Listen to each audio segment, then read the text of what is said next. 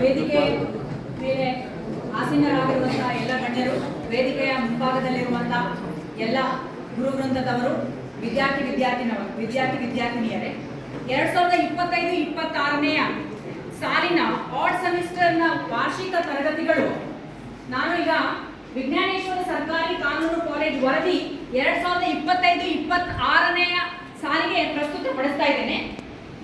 ಈ ಒಂದು ಸಾಲಿನ ಆಡ್ ಸೆಮಿಸ್ಟರ್ 14 ಆಗಸ್ಟ್ 2025ರಲ್ಲಿ ಪ್ರಾರಂಭವಾದವು. ಈ 2013-14ನೇ ಶೈಕ್ಷಣಿಕ ಸಾಲಿನಲ್ಲಿ ಸ್ಥಾಪಿಸಿದ್ದು ಉತ್ತರ ಕರ್ನಾಟಕದಲ್ಲಿ ಏಕೈಕ ಸರ್ಕಾರಿ ಕಾನೂನು ಕಾಲೇಜು ಆಗಿರುತ್ತದೆ. ನಮ್ಮ ಕಾಲೇಜಿನ ಪ್ರಾಂಶುಪಾಲರು ಡಾಕ್ಟರ್ ಶಿವಾನಂದ ಎಚ್ ಮೇಟಿ ಸರ್ ಅವರು ಸ್ನಾತಕೋತ್ತರ ಪದವಿಯಲ್ಲಿ ಗೋಲ್ಡ್ ಮೆಡಲಿಸ್ಟ್ ಮತ್ತು ರ್ಯಾಂಕ್ ಹೋಲ್ಡರ್ ಆಗಿದ್ದು ಸೆಂಟ್ರಲ್ ಯೂನಿವರ್ಸಿಟಿ ಅಮೆರಿಕಾದಿಂದ ಡಿಲಿಟ್ ಪದವಿಯನ್ನು ಪಡೆದಿರುತ್ತಾರೆ. ಇವರ ಉತ್ತಮ ಸೇವೆಯನ್ನು ಗುರುತಿಸಿ ಸರ್ವೋತ್ತಮ ಪ್ರಶಸ್ತಿ, ಕರ್ನಾಟಕ ರಾಜ್ಯೋತ್ಸವ ಪ್ರಶಸ್ತಿ ಇವರಿಗೆ ಪ್ರದಾನ ಮಾಡಲಾಗಿದೆ.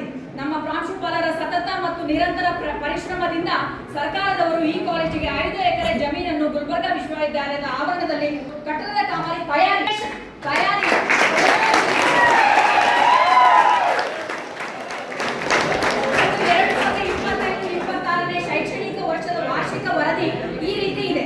ಆಗಸ್ಟ್ 13, 2025ರಂದು ತಂಬಾಕು ಮುಕ್ತ ದಿನ ಆಚರಿಸಲಾಯಿತು.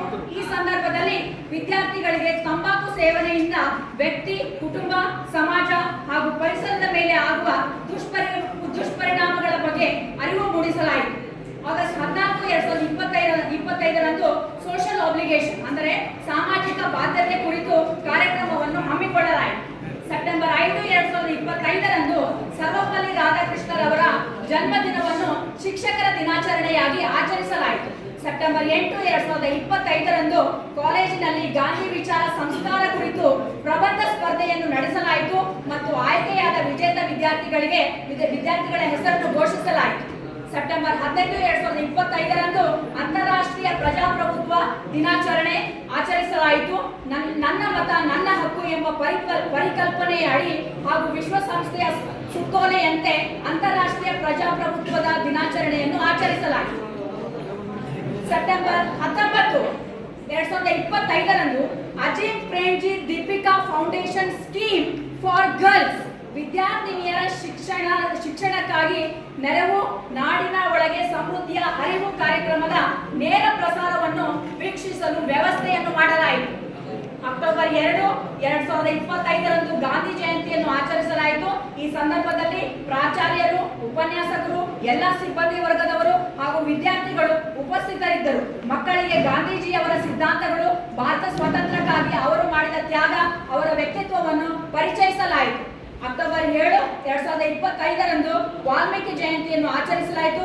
ವಿದ್ಯಾರ್ಥಿಗಳಿಗೆ ವಾಲ್ಮೀಕಿಯವರ ವ್ಯಕ್ತಿತ್ವ ಹಾಗೂ ರಾಮಾಯಣದ ಸಂದೇಶವನ್ನು ಕುರಿತು ಅಕ್ಟೋಬರ್ 16, 2025ರಂದು ಓರಿಯೆಂಟೇಷನ್ ಕಾರ್ಯಕ್ರಮ ಹಾಗೂ ವಿದ್ಯಾರ್ಥಿಗಳಿಗೆ ಕಾರ್ಯಕ್ರಮವನ್ನು ಹಮ್ಮಿಕೊಳ್ಳಲಾಯಿತು. ದೆನ್ ನವೆಂಬರ್ 1, 2025ರಂದು ಕರ್ನಾಟಕ ರಾಜ್ಯೋತ್ಸವ ಆಚರಿಸಲಾಯಿತು. ಈ ಸಂದರ್ಭದಲ್ಲಿ ಮಕ್ಕಳಿಗೆ ಕರ್ನಾಟಕದ ಕಲೆ, ಸಾಹಿತ್ಯ, ಸಂಸ್ಕೃತಿ, ಕ್ರೀಡಾ ಇವುಗಳ ಮಹತ್ವ, ಕರ್ನಾಟಕದ ಸಾಧಕರ ಬಗ್ಗೆ ಪರಿಚಯಿಸಲಾಯಿತು. ಅದನ್ನು ನಾವು ಉಳಿಸಿಕೊಂಡು ಹೋಗಬೇಕೆಂದು ತಿಳಿಸಲಾಯಿತು. ನಂತರ ಇದು ಮಹತ್ವಪೂರ್ಣವಾದದ್ದು. ನಮ್ಮ ಕಾನೂನು ಕಾಲೇಜಿನಲ್ಲಿ ಮಹತ್ವಪೂರ್ಣವಾದಂತಹ ಕಾರ್ಯಕ್ರಮ ಏನಂದ್ರೆ ನವೆಂಬರ್ 26 ಮತ್ತು 25ನೇ ಸಾಲಿನಲ್ಲಿ ಸಂವಿಧಾನ ದಿವಸ ಅಂದರೆ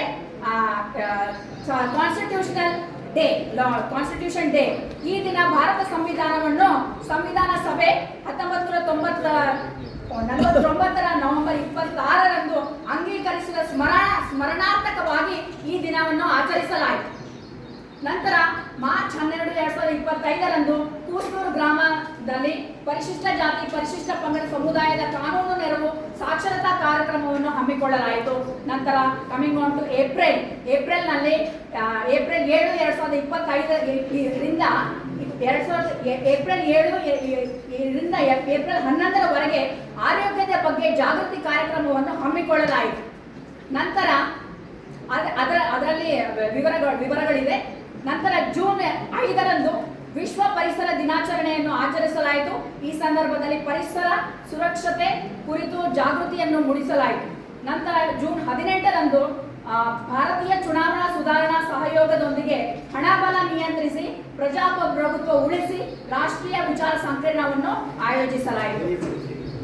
ನಂತರ 2025-20 ಶೈಕ್ಷಣಿಕ ಸಾಲಿನಲ್ಲಿ ಸಾಂಸ್ಕೃತಿಕ ಚಟುವಟಿಕೆಗಳು ಮತ್ತು ಕ್ರೀಡಾ ಚಟುವಟಿಕೆಗಳನ್ನು ದಿನಾಂಕ 22 ಮತ್ತು 23 ಜೂನ್ 2026ರಲ್ಲಿ ನಡೆಸಲಾಯಿತು.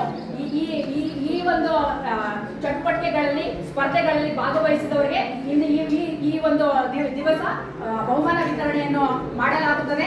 ಈ ವರದಿಯನ್ನು ಓದಲು ಅವಕಾಶ ಮಾಡಿಕೊಟ್ಟಂತ ಪ್ರಸ್ತುತಪಡಿಸಲು ಅವಕಾಶ ಮಾಡಿಕೊಟ್ಟಂತ ಎಲ್ಲರೂ ಕೂಡ ನಾನು ಧನ್ಯವಾದಗಳನ್ನು ತಿಳಿಸುತ್ತೇನೆ.